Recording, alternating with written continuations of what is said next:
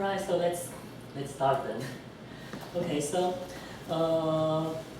today I'd like to talk about a functional curve, and well, this functional curve thing has this tradition in this program derivation community. So it used to be that in some of the journals we usually read or something too, there would be a programming curves column, and usually those are small papers. Hopefully they should be short, and it doesn't have to deal with terribly complex or large or new problem. It can be about solving a small old problem. But however, we wish that it is usually wished that the problem is solved in a nice and beautiful way, and usually comes with some calculation or proofs. So, and this particular problem called maximum surpassed count is it's a problem in Richard's book. I think the book is called Pearls of Functional Programming. Anyway, I think it's a book. I personally think it's a book that's worth a read. And so, okay, this small problem is it's like this. So given is a list.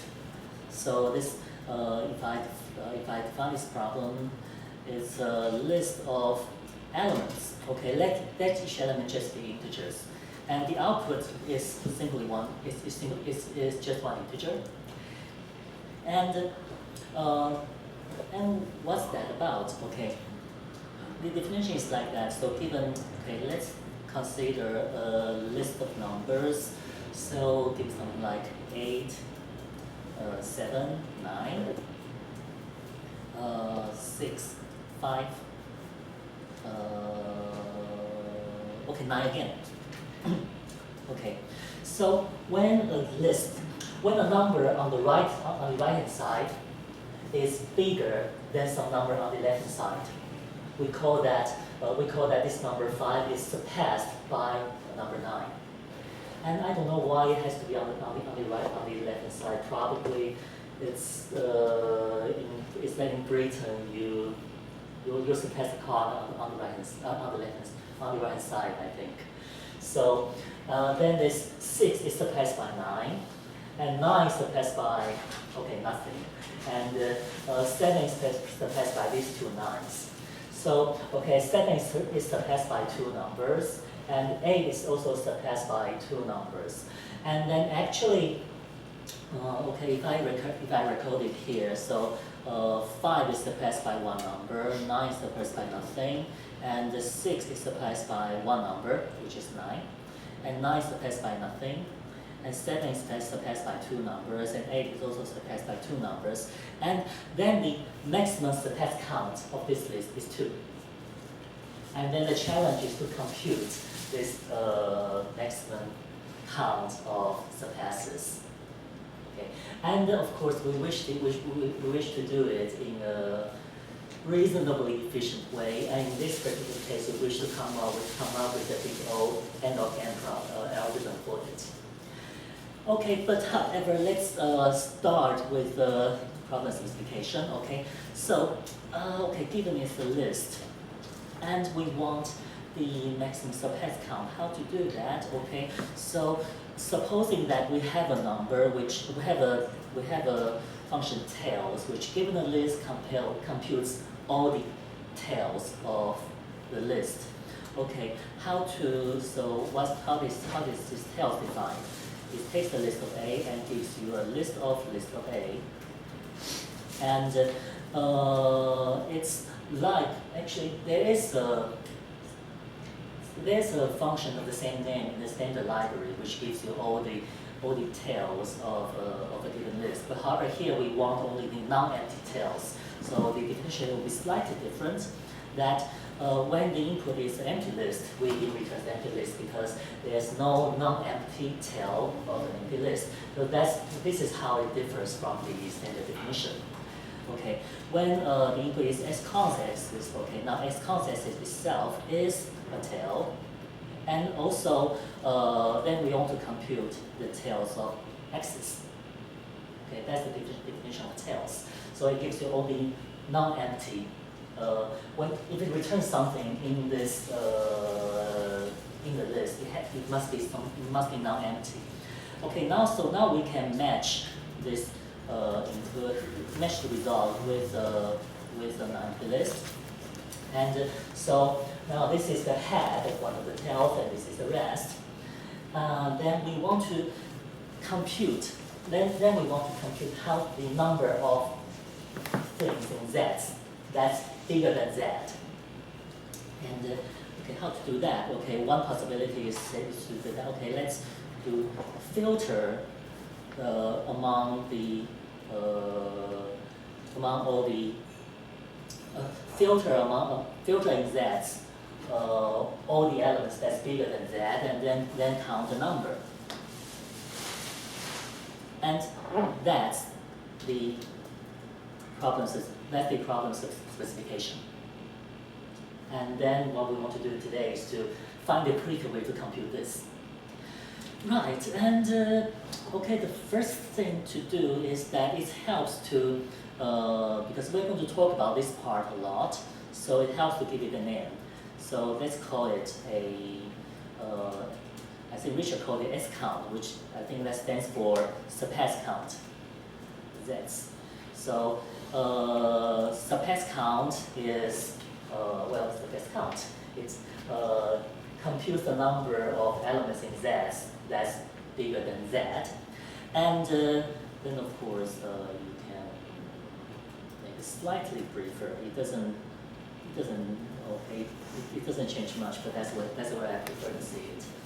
And then when we go for a n-log-n algorithm, usually there are many possible strategies, and one strategy would be to use the divide and conquer strategy.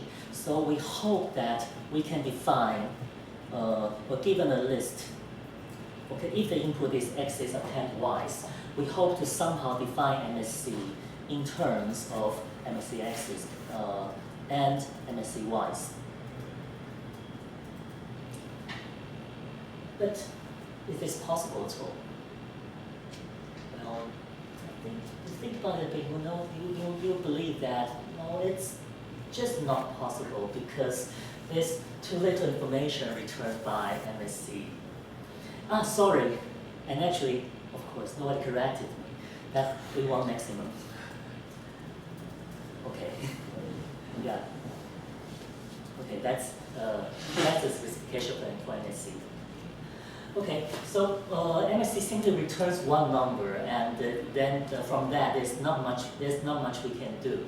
So actually, instead of returning just one number, it's helpful to have a slightly more general version of MSC. And for example, it may help if we compute, instead of computing just one number, we compute the table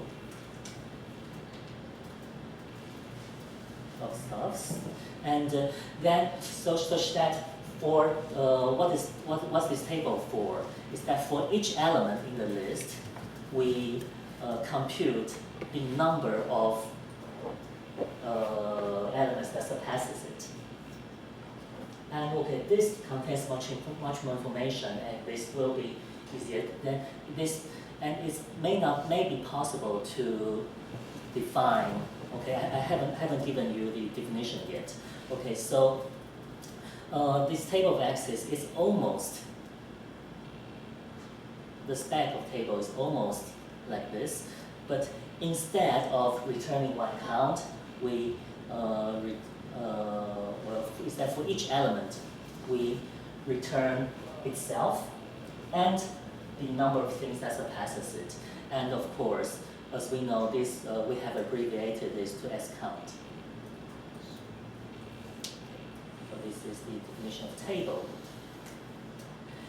And then the goal later will be to somehow try to define table of x's append y's in terms of table of x's and table of y's. And then, so if we can do this, if we can go from the, okay, if we can compute the left-hand side from the right-hand side in linear time, then we have an log n time algorithm. What's that? Because you can always cut the list in half, and then you cut the list in half only a logarithm number of times, and then to combine the result it takes a logarithm number of time, a logarithm number of linear time. So you get an algorithm.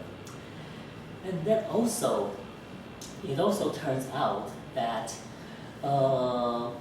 once you do that, actually the order of things you return here does, okay, there's no need for table to retain the original order. Actually, it helps if you return instead of this table, you return a table sorted in terms of sorted in using the first element as a key, and that makes it much easier, much more efficient to combine these two tables. Okay, and so what's this sort? Just as a note, this sort one. Okay, sort one is, okay, there's a standard function called sort by, which sorts a list if you give it a function that compares the elements in the list. And here, basically, we only want to compare elements by compare pairs by their first component. Okay, so this is the sort one. If you need the type, I don't think the type text here helps too much, but basically, or if you have a list of A and B, and A can be sorted, then A can be compared, then you can sort this list. Okay, right. So okay, this is sort one. Okay, so now we have a definition for a function table, and now the goal will be to somehow quickly compute this table into. But hey, let me see. However, right, to do that, okay, let's just start. Okay, table. Right, table, X is append once. Okay, one thing I sometimes do when I do this program derivation stuff is to actually define a function called, I define an operator which it's a equality operator, and then I want its precedence to be very, very low. And then the definition can simply be undefined. Okay, but then what do I use this for? So when I'm proving two things being equal, at least this operator help me to check that the type of these two things are the same. Okay, so then that sometimes helps me a lot to catch lots of errors. So okay, now this is a derivation of. Let me see.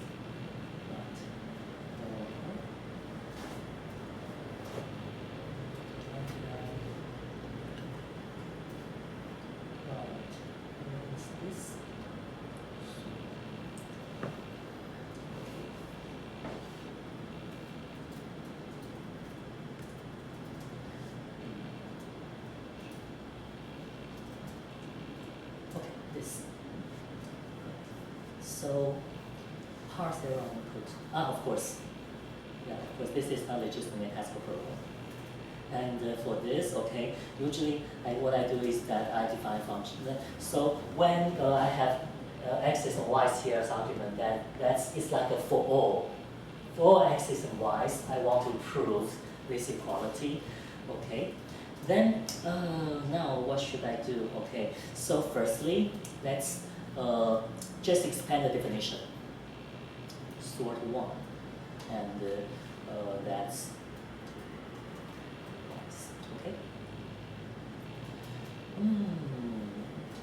Okay, let's reload it. Oh, no, fix R1. Okay, because I did it several times, so.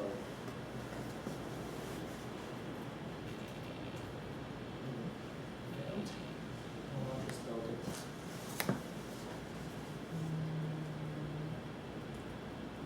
So apparently I have a type error here, which Z is missing. The Z is missing. Ah. Okay, yes, thank you. And what I need is down here. Okay, good, thank you. Right, so okay then, what do I do with this? Okay, tails.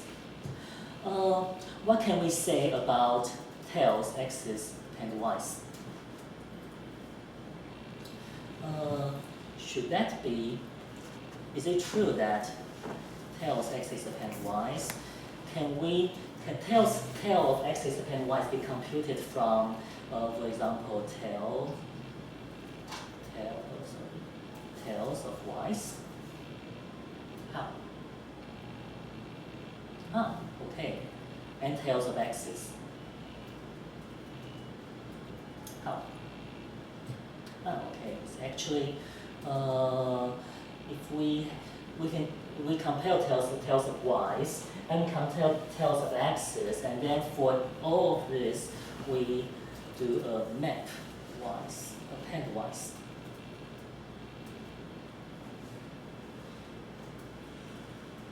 Right? Okay. Right. Okay. So let's call it tails cat. And first I check.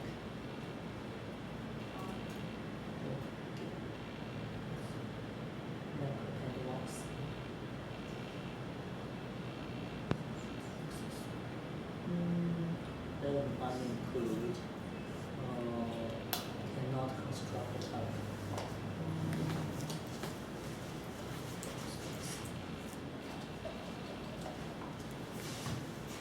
I think it's actually tails instead of tail, like in line 25.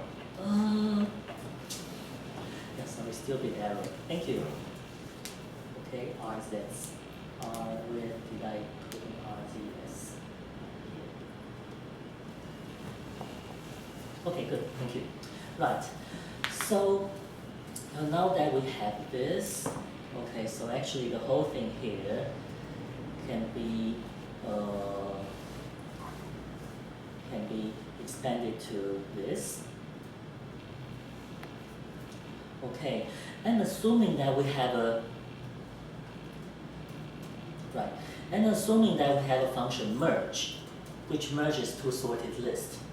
Okay, so then we can take this part, take this two parts apart, and then do now we have sort one, and so this is the first part of the list, and then we do a merge of this. Is the second part of the list, and here we take only tails once, and this is just table of y's. So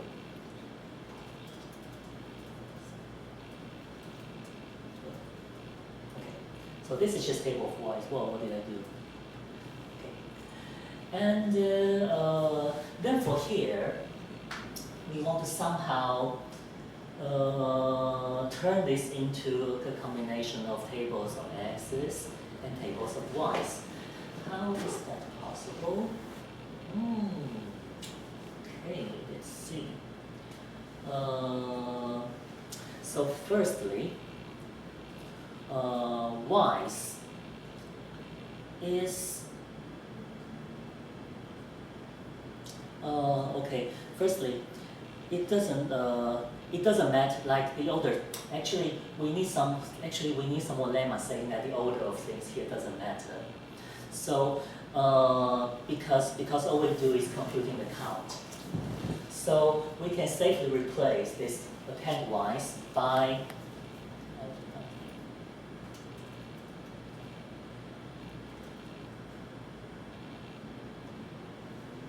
we can safely replace this by append of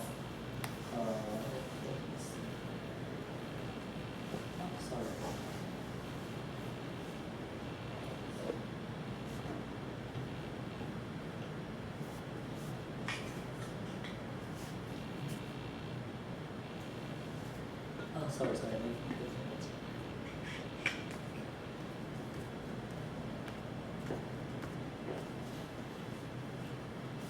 Of course, right. Of course, firstly, okay, this z's, we can instead of doing the map append-wise here, we can move these append-wise to here.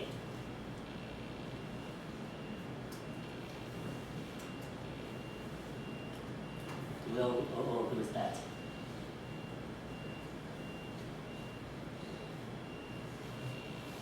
Yeah. Okay. So here we compute the tails of x's and do append-wise to all of this, and then decompose this into head and tail. So instead of doing a map append-wise here, we can also just append-wise later here. That's the first thing. And the second thing is that by doing this merge, okay, then this is the step I wanted to do just now, and then because here for s count, the order of things here doesn't matter. So so we can also do a map first of table-wise because they contain the same elements.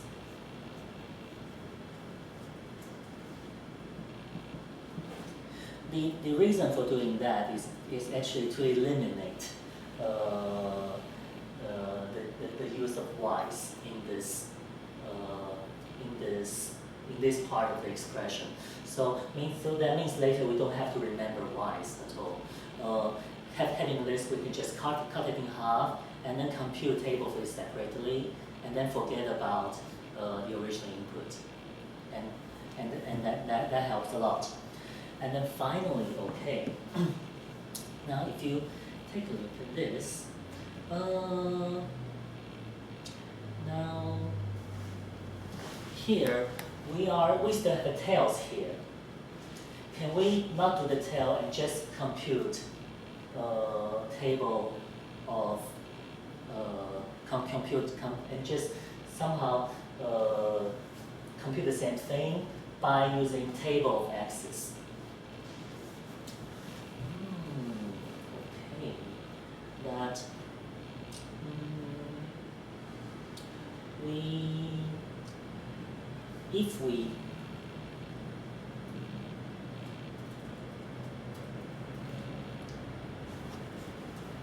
if instead of tails of x's, we do table of x's, then what we get here is an element z and some count that's bigger than an account of things that exceeds z in x's. And then later, okay, so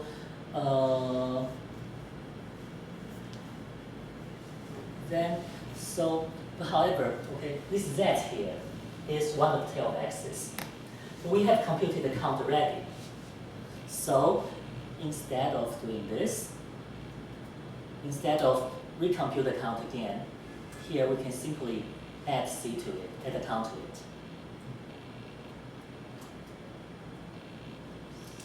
And now, okay, so it looks like that. So table of x's append y's can be computed from table of x's and table of y's with some complication here, but that's an improvement. Okay, then later, okay, to make this quicker, okay, let me see. Parse error 45, 38, 45.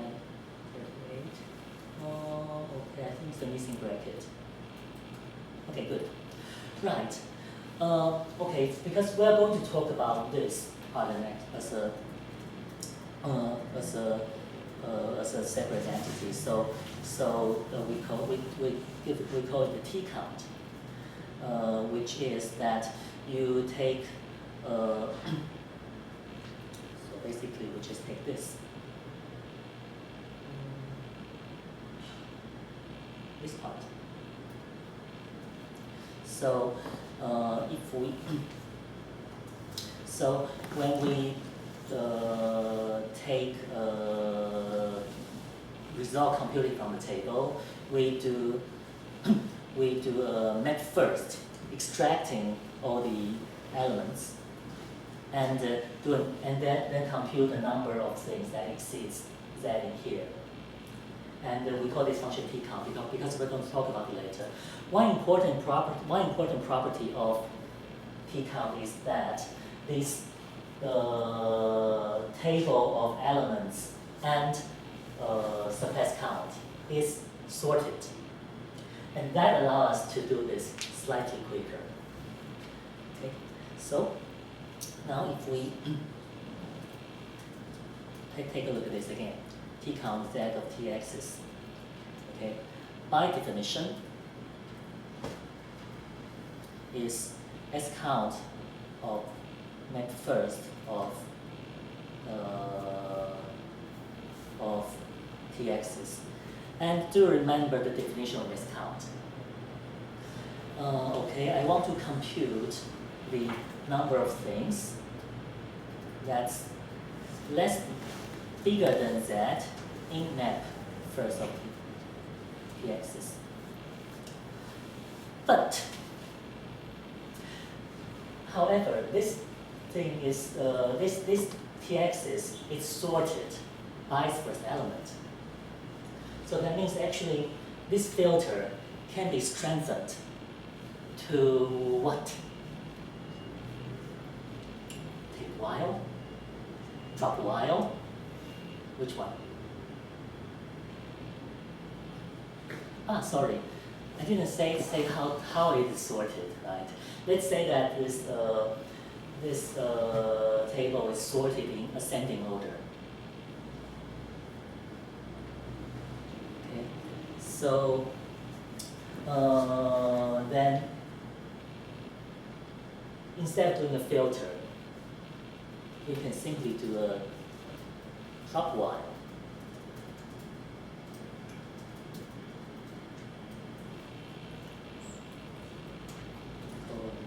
This T count drop.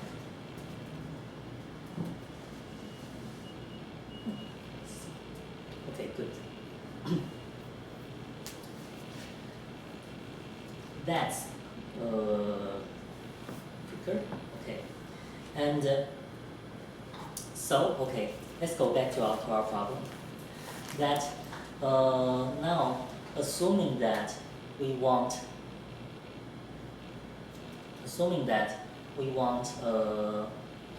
to compute a function that joins two tables quickly, and okay, assuming that we want a function that such that table of x's and table of x's append y's is somehow is table of x's join table y's. Okay. Then the goal is to quickly is to somehow construct this join, right? Okay. Then, assuming that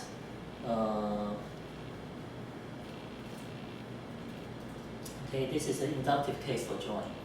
When the table is empty, when one of the table is empty, what we get is immediate. When they are not empty, okay, so that means t-axis. And we have two tables, t-axis and t-y's. Okay, and when this can be cut into, can be split into head and tail.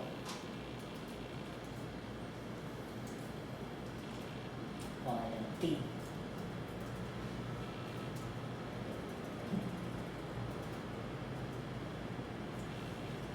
Okay, we want to so this join t-axis join t-y's.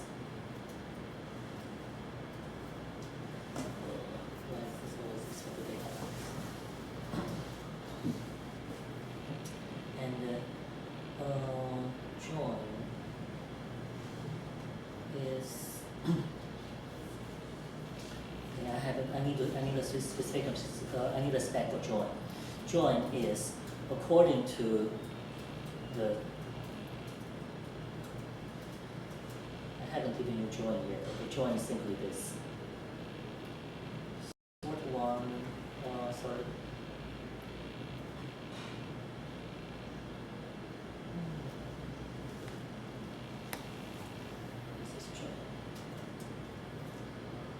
Sort because I don't need this sort anymore because this table is sorted already, so I just need to merge them. Okay, and then so this is TYS, this is TYS, and TXS. So okay, this is the join, right? Okay, and also this is T count. We count TYS.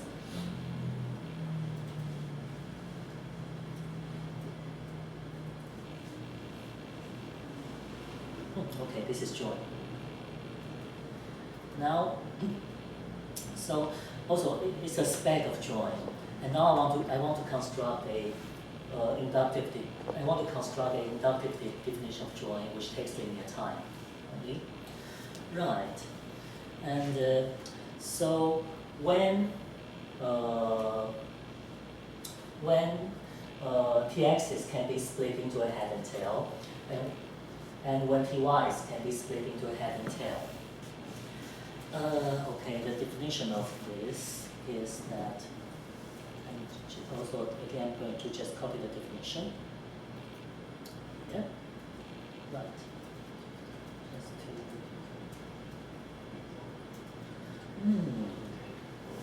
now.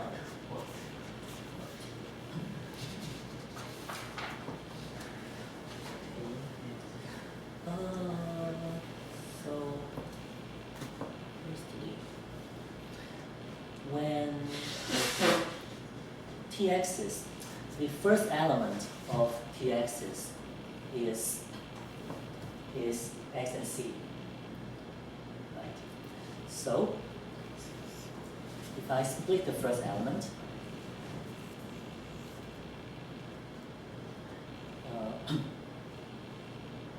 if I split the first element, so this will be y, and okay, what's this here?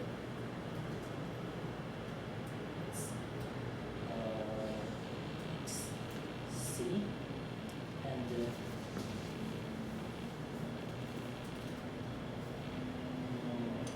x, y is.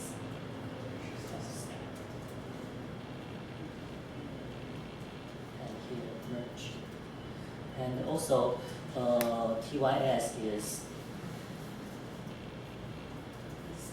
okay. Now also here I'm just expanding the definition, but I I take the first element, I take the first pair out. Right. So now it comes to comparing who? X and Y. Right? Okay, so now there are two cases. The first case would be that, okay, assuming that X is bigger than or equal to Y. So that means I'm going to put Y first, right? Because I'm sorting the list ascendingly. So I'm going to put Y first, okay? So the first element will be Y and B. And then later, right.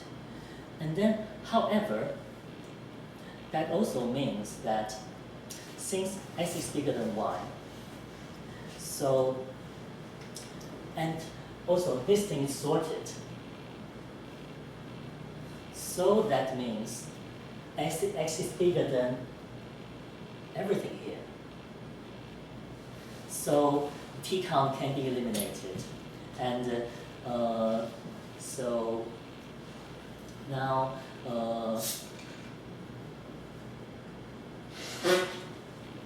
sorry.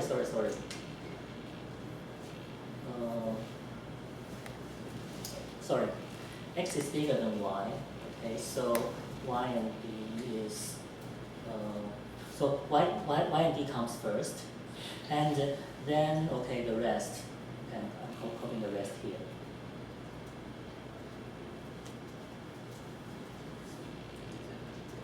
Then I'm going to merge this with TYS, TYS prime. But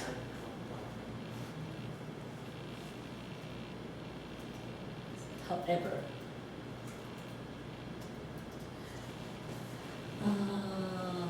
TYS. So then, isn't this?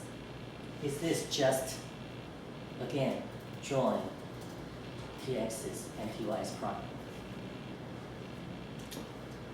Because now we put this back, and then we get the definition of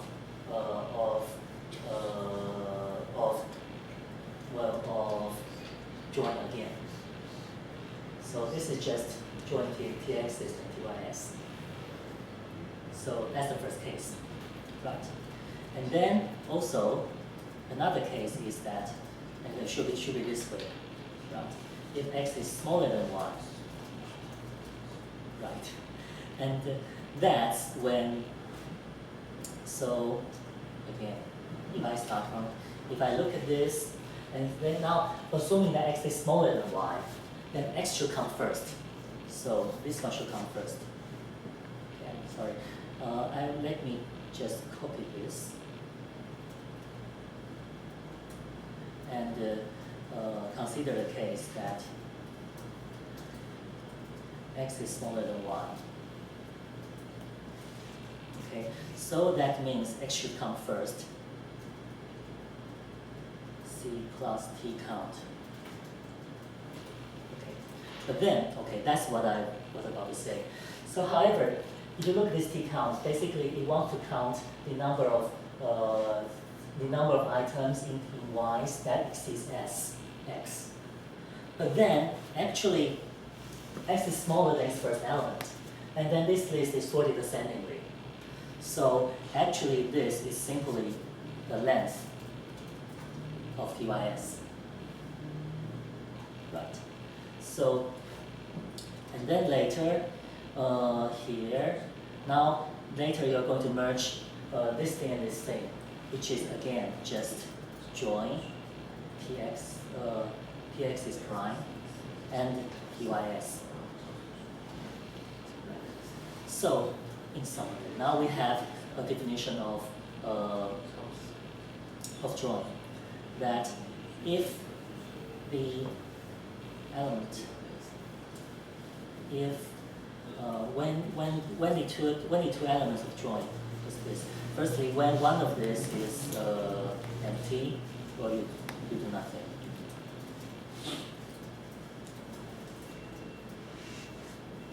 when neither of the arguments are empty, then you consider two cases. When x is smaller than y, this is what you do. When x is bigger than y, which is when x is no big, when y is no smaller than x. Anyway, otherwise. Okay. Otherwise, then this part is what you do.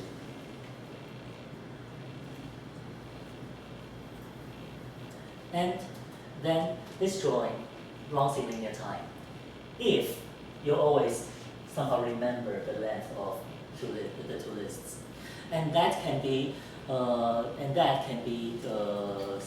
done by having a function called join prime, which takes not only two lists. Let me see, which takes not only which takes not the list, but also their length. So if you pass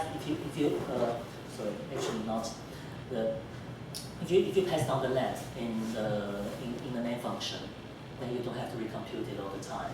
Then you always just divide the length by 2 and cut the list in half. So then you have now you have a linear time join, and with that you have a linear time algorithm for MSC. So that's all I want to talk about today, and I hope you find this Perl interesting. That's it.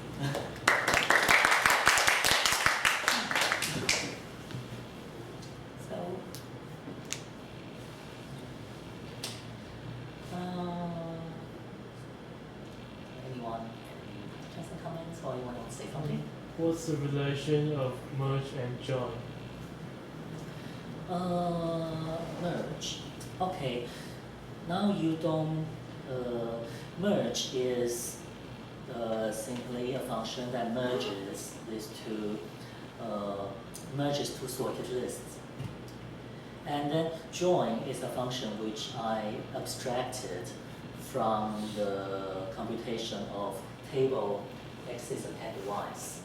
So join tries to join two tables, and assuming that the two tables are sorted, but then however, rather than simply merging them, it needs to do some additional computation with the first and second table. So the table here is simply merged. Then the table on the left-hand side needs some extra work. The numbers here needs to be somehow updated to take into account the number of elements in y's that exceeds each element in x's. And then the interesting part is that this part can be done. Actually, I don't need to sort here either because it's sorted already. The interesting part is that this completion here can be done efficiently in linear time. And then the way you compute, then if I abstract that and then make this arguments of a function which I call join, then you compare this. So join is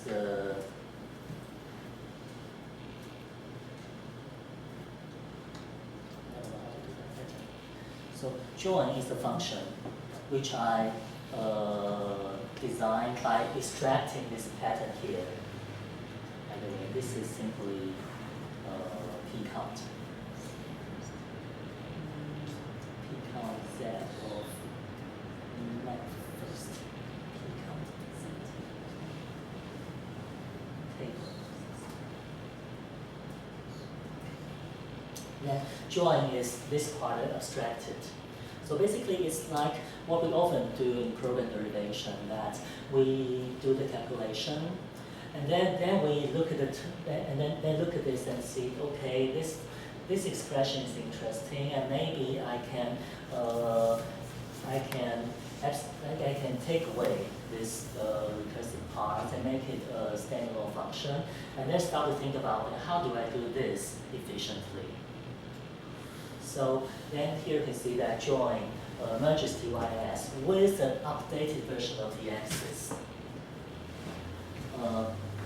Then later, now we are using the, so then the way I compute join is to, well, just expand the definition. Actually, all the calculations, they are quite, okay, not entirely mechanical. But however, every step has some motivation in it. That, okay, I want to construct this, how do I do that? Okay, I consider the cases when one of them is empty, which is easy. Now I consider the cases when neither of these are empty, so each of them has a head.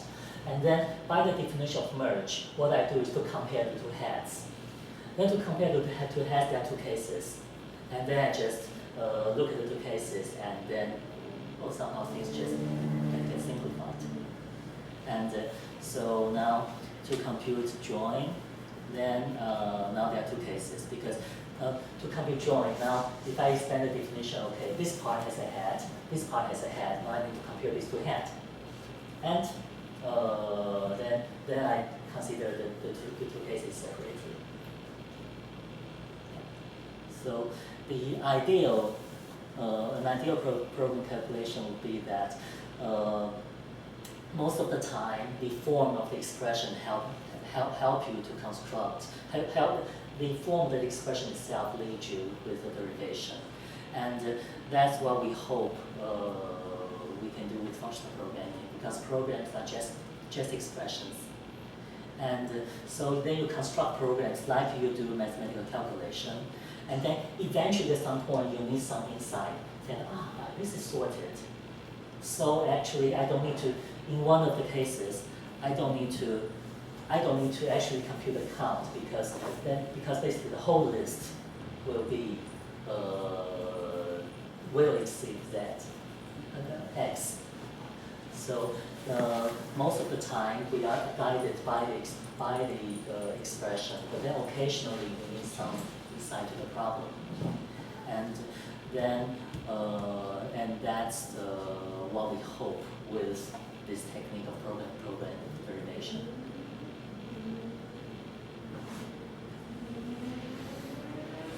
Okay, so then that's all I want to say today.